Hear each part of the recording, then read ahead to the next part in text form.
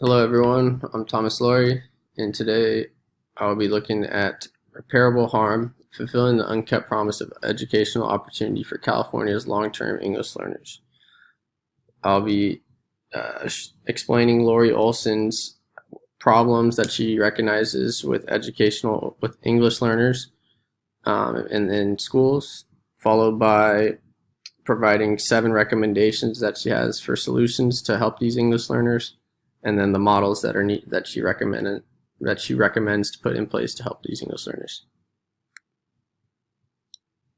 First, she talks about the problems that face these English learners and how over a majority of these learners are considered long-term English learners, which by definition is 6+ years of studying, of being in an extra English class to help them learn.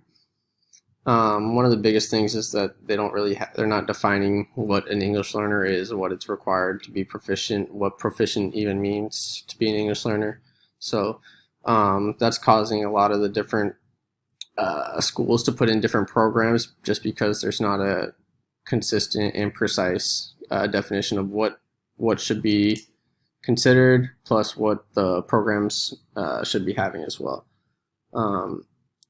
Also, they're not getting the right materials a lot of the times in these programs, which is it can be a problem. They aren't able to read a lot of the things, so they're only learning half the things that they should be learning, or a lot of different things.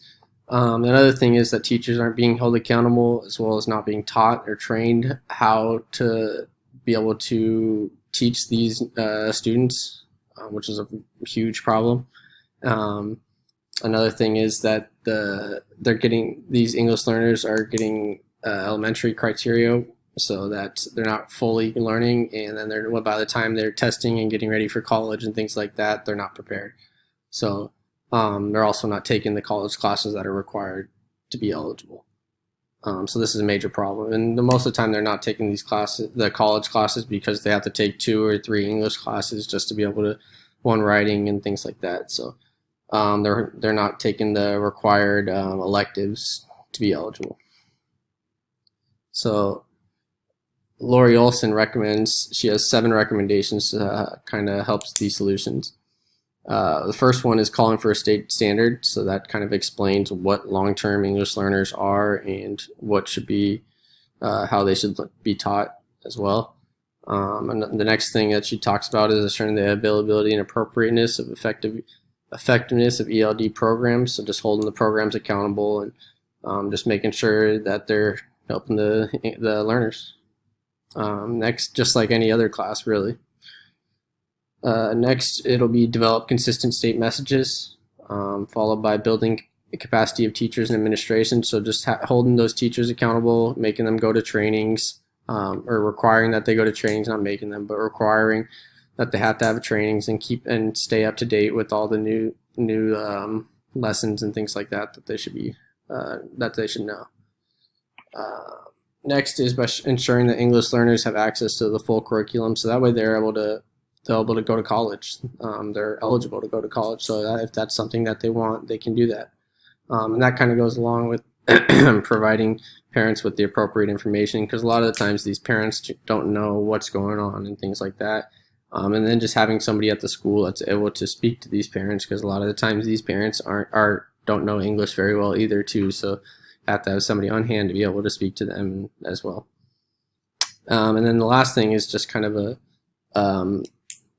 is to invest in research and innovation so that we don't get stagnant and we keep growing, keep learning new ways to help these English learners.